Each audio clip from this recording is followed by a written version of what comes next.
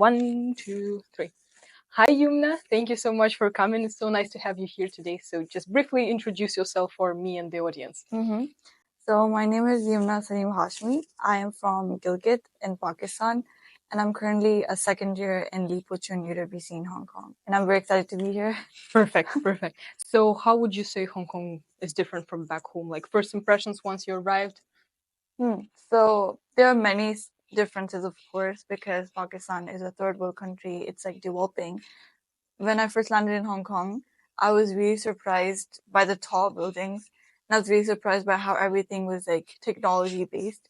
Whereas back home, like you wouldn't see the intrusion of technology yet. Right. And it was really interesting as well because I come from the north of Pakistan and it's only the mountains that cover the area. Yeah. But here, I don't see mountains anywhere, which is like very different. Yeah. Yeah. Okay. And how about, were you surprised by the international community at school? Was it hard to adjust in general? Oh, so for that, like when I was coming here, when I first got my nomination, I made up my mind that I would be more open to cultures. But of course, it was a huge shock, a culture shock when I first came here. Like there were so many people, so many like cultures integrated and like to the community. So I was really surprised. It took some time, but like it's really interesting. Yeah. So what would you say made you come to LPC? What was the main value that you shared and you were like excited about? So when I was applying to UWC back home, like I didn't know I would get into LPC because apparently we don't know which UWC you're going to. Yes. So the only thing that really attracted me about UWC was the diversity and how it integrates diversity into education. So it was really interesting to look at. And when I was looking at the pictures on the website, there were so many flags, and it just intrigued me to experience it myself, to live with like so many flags, which are no longer like flags on the TV, just like real people. Yeah. So it was one of the things that attracted me. So you mentioned that you come from the north of Pakistan, and maybe you can tell us a bit more about the hometown that you come from. So as I mentioned before, I come from the north, which is called Gilgit. And it is like really close to China. We're bordering China, Afghanistan, and Pakistan as well. Yes.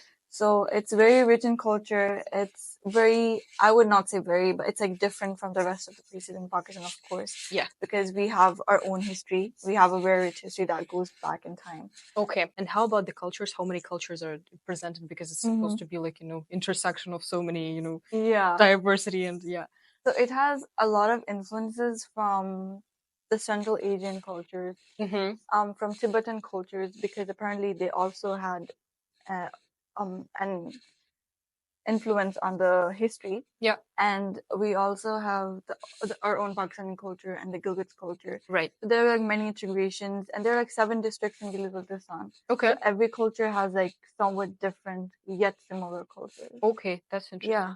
So how many languages are then spoken within the area? So the most common one that I know of is Shina. I speak as well. Yeah. But there's so many dialects. You'll see people speaking Shina in like different districts, but all the dialects are very different. And there's also Burshiski, there's also Khor, and there's some others, but I can't think of them right now. Okay, there are a lot of them. So you also speak Urdu, right? So it's not the only one. So how many do you speak of them? Like 2 or? Okay, so I studied in Hunza, which is the Burshiski region. So I understand a bit of Burshiski. Yeah. And my parents somehow speak Khor as well because they worked in that region. So in our house, like I can fluently speak China, but like it is integrated with English and Urdu. So I can't say I'm like a very good speaker. I can also speak Burshiski a bit. Wow. And Khor I can understand a bit. But that's a lot. Wow. Okay. Okay. And how about like this kind of, let's say diverse culture? Did it somehow help you to, integrate into international community here on campus because you were still exposed to some kind of diversity back home, or you don't feel this way? No, I actually do. Yeah. Because I was in a boarding school. Yeah. In Hunza region.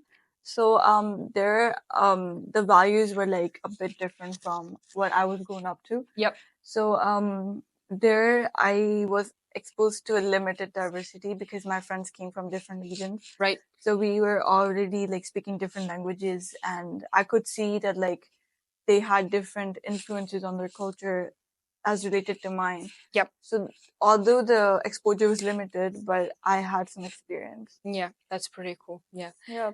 And how about just in general, like education? Did you find it hard, like IB system compared to system back home? Was it like new to you or not really?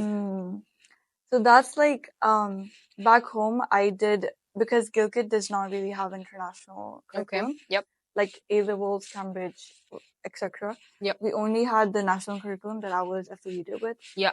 And the one that I was doing, it's supposed to be more influenced by critical thinking, not broad memorization. Okay. That was the aim. Yeah. So that's how I was trying to do it.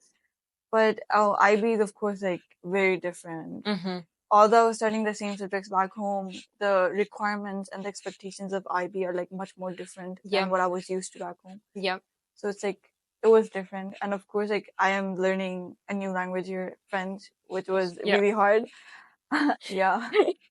So yeah, but how about like I would say, did you feel, with the knowledge from back home, did you feel safe here? You were like, oh my gosh, I'm completely lost, like in terms of academics. Because for example, I came, I was like, okay, I have a profound knowledge to kind of, nail IB if I know the rules of their game. But like, did you feel the same kind of level of safety with the background from back home? Yeah. Yeah. When I first like sat in the biology class, I knew everything because I had studied it before.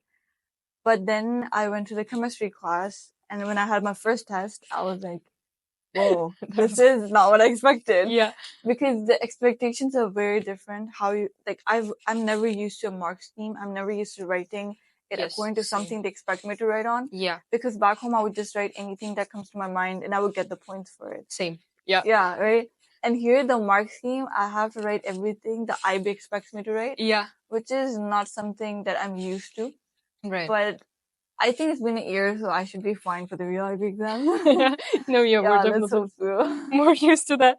That's true. So how many years of school like do you have in general, and how many have you finished at home before coming here? Oh, so we have the same years of, I think we have 3 years of kindergarten. Okay. Like kindergarten, primary 1 and primary 2. Mm-hmm. And then we start from grade 1 onwards, and it's like 12 grades. Yep. So I did, according to my qualification, I did until grade 10. Mm-hmm. But I did an extra year of grade 11. Okay. When I was coming, like before I was coming here. So I did a total of like 11 grades, and then I came to IB. Okay. After grade 12 back home, you apply to universities. Yeah. And if you want to be a doctor, you take the MD-CAT, which is the medical and dental. Mm-hmm. And I don't know what the full form, but like you take but the yeah, MD-CAT. some kind of free courses, yeah. And you take it. If you score high, you get into a good school. If you don't score high, then you have to take a gap year. Yeah. That's how the cycle goes on. So would you say mainly like students tend to stay in Pakistan, or they're applying abroad? Like what is the kind of culture after finishing high school? So it's really interesting, because when I was back home, I thought everybody would be just in Pakistan, because the qualification that we do, it's like a local, it's a national curriculum, right? So if you do it, you can just apply to like the national schools. Yep. But after I came here, I got to know that like almost everyone from the cities go abroad. Mm-hmm. Whoever's doing like A levels, or whoever's doing IB, which is really interesting because I didn't know there were IB schools in Pakistan. Yeah. They go abroad to very good schools with that. Okay. So, but in Gilgit, I don't think people think that far. Mm-hmm. They just need to like get into medical school for most of the cases, right. and they just need to get into like a good school in Pakistan. That's all they think about. Right. But some people who are interested in like who put in effort, they of course like go abroad. Yeah. So would you say after finishing school here, you would go back to Pakistan in general? I would actually love to have a university experience back home, because when I watch the YouTube videos and vlogs of people having fun together because they're having like a similar culture, so that really interests me. But at the same time, I don't think I can just go back to Pakistan now that I've done IB. Yeah. It'll be harder for me to integrate into the education system. So that's why I'm gonna apply to the US first, and then after my university, I'd be interested in going back. Okay. So what is it about the culture of Pakistan that you miss a lot, that makes you, kind of feel that, yes, I want to go back home one day? I think it's just the people, my friends back home. I feel like we had years of understanding, and we knew like how to talk to each other. We knew how to have a conversation going. Yeah. But here, when I was meeting the international community for the first time, I needed to be on my tiptoes. I had to have my guards up. Yeah. Because I do not know what would offend them. There are some things that offend people that I do not actually care about. Yeah. Or there's some other stuff that I'm offended at and people from other cultures do not really care about. Yeah. So that was really hard. And back home, like I didn't have to do that. Even if I joked with my friends, they wouldn't like mind. Mm-hmm. But if I convert that joke to like English and if I make that joke here, it offends a lot of people. Yeah. So I think that's how I miss back home. Just having that mutual understanding of our culture and just talking freely. Yeah. And how about like, are there any traditions or specific, dishes from back home that you miss a lot and you can tell us about? Like this is a very common South Asian dish. This is called biryani, and it's just rice mixed with curry, and you cook it together. It's really delicious, and people love it. Yeah. And another really important part of the cuisine is tea, the milk tea. Yeah. And people drink it like almost like 5 times a day if they have the chai. It's like if they have the choice, they just drink it all the time. Yeah. So that's a very integral part of everyday cuisine. Yeah. So how about like with family? Are there any specific like traditions that you have within the family, or just in general any specific holidays that you miss and that are not celebrated here? One thing that I really miss was having dinner together with my family. Yeah. Or having during the lunch, like we would not be together because everybody's doing their own work. Yeah. But dinner we always have together with the family, that I really miss. Yeah. But here as well, like when I'm going to the canteen, I'm having dinner with someone. Yeah. Because there are like a lot of people around the table. So I think that's one thing in common, but having it with family is another feeling. Definitely. And the other specific holidays is Eid. We have this religious celebration after the month of Ramadan. Yeah. So I really missed it last year. When I was back home, we would have our own festivities, our own activities, food and everything. But here, like, that was a dull feeling. Like, I didn't really expect anything, but like at the same time, it was really dull, and I was like a bit disappointed. I was like, maybe I could have been back home and like celebrated with my family instead. Because all I did here was like go to school because we didn't have a holiday, and come back and just like think about it as a day when I'm doing nothing. Yeah. Yeah. So that's kind of sad. Just missing out when everybody's celebrating back home. Yeah. Well, so yesterday you mentioned that also like music is a huge part of like kind of traditional culture. So maybe you can elaborate on that, tell a bit more. What is this special about this music? So back home in Gilgit, music is actually a very, very important part of the culture because everybody is just interested in it. Because we, as I said before, we have 7 districts, 7 languages. Yeah. Not 7, more than 7 languages. Yeah. So all of them have their own music in their own language. So that's something that's really fun to listen to when you're listening it in your mother tongue. Yeah. It's really fun.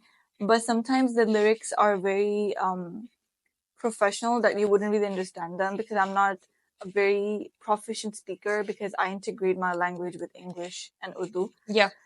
So the lyrics are really like deep and you have to think about it. So that makes it more interesting. And then there's like another form of instrumental music that's called harib, and people play it during weddings. And we also have polo festivals, which is a huge deal back home. Everybody goes to watch. Everybody goes like to watch like the matches. It happens every summer.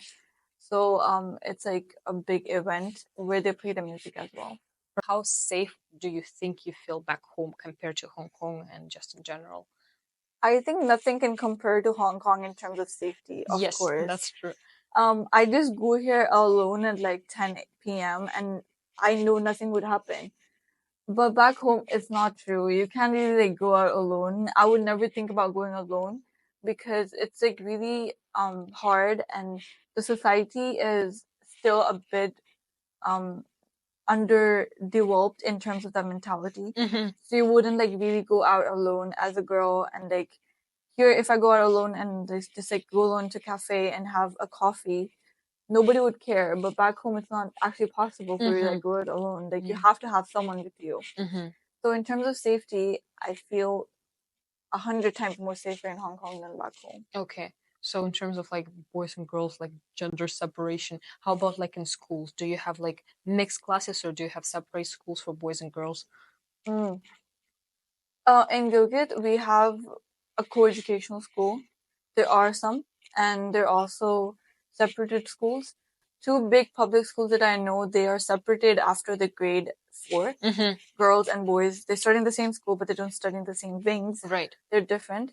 The school I was studying in, it was a boarding school. It was all girls boarding school. Okay. But it had 3 other branches. 2 of them were co-educational and 1 was for boys. Okay. So you could choose to go to a co-education school. Like people don't really like think about it that way, but it's not really favored in some communities to go to a co-education school after you've grown up. Yeah. So there's a diverse views on this. Like people don't really discuss it, but like some communities might not favor it. Right. And how about like, would you say it's because of the religion or just like, what is it the mentality in general? Why there's this gender separation? Why it exists? I don't think it rooted from culture. I think it's deeply associated with religion. Yep. Because like Islam has this interpretation of gender segregation. Yeah. So people tend to follow that, Yeah. sometimes extremely. Yeah. So I think it has, of course, linkage with the religion. Yeah. So what is like the role of religion? Is it like very like common thing to be religious in Pakistan? Yeah, because Pakistan is a Muslim country. Yep. So we have 97% of the population Muslim. We have mosques in almost every neighborhood. Right. And you could hear the call for prayer 5 times a day. Okay. Even like at your homes. So yeah, Islam and religious practices are central to everyday person's like life. And we also have like Muslim specific holidays, which are a countrywide holiday that you have to celebrate. Right. Yeah. Okay. So and like since like from what age are you taught religion, and are you taught religion at school, or is it that like does it start at family? Like how in general like are you introduced to religion? It would depend from household to like your personal experiences. Yeah. For me, I did study religion from a very young age. Like as long as I remember, I was indulged in my religious practices, and even at school, like the Islamic studies is, I think it's compulsory for you to study, so you have to study it. Okay. So it's part of the curriculum, and but apart from that, it's just your personal experience with your family and with the people around you. Right. So like, you know, kind of to reflect on everything that you just said, what like makes you here feel as a true Pakistani, you know, like something that makes you different from everybody else on campus because you're a representative of Pakistan? That's a really interesting question. What I think is like in terms of the experiences that I hold, I'm of course like different because the experience you've had might not be like the same. Like Yeah. they're definitely not the same. But back home, like I think the warmth that people hold and the experiences that they go through are somewhat similar. Like every person in Pakistan might have had, like if you ask any girl, they will have the same experience as me. Like I said, I come from Gilgit and we have like a bit different culture than the rest of Pakistan. So in terms of that experience, I think I do have some differences. Yeah. Yep. So those differences would make you actually like, you know, consider living in Pakistan after you finish all of the educational, you know. Yeah. Yeah. I would like to go back to Pakistan. I actually didn't know I would be like this much interested in my own country before I came here because back home it was just a part of my identity, which is there. Like I wouldn't talk about it. Yeah. But now, like as constant, like in the past year when I'm constantly talking about like experiences back home. Yeah. Like the interest that people show in it, like makes me think about it more. Yeah. Makes me think about like why did I not consider it before? Yeah. Right? So I think I like Pakistan much more now than I did before. Yeah. So yeah, I would definitely love to go back. That's really cool. So maybe there is, one word, it might be in your own mother tongue language, or it might be in English or whatever, or a sentence even that you can describe, like Pakistan or Pakistan people with. I'd say warmth. Yeah. I think I used the word before. But whenever I see someone from Pakistan abroad and like in Hong Kong, I immediately feel the warmth. They're like, oh, they're like my own people. Yeah. So yeah, the word would be warmth. Yeah. Thank you so much for that. That was a really great experience. Thank you. Yeah, thank you. Oh my gosh, let's hope it's recorded. Please, please, please. Yes, it is. Let's go.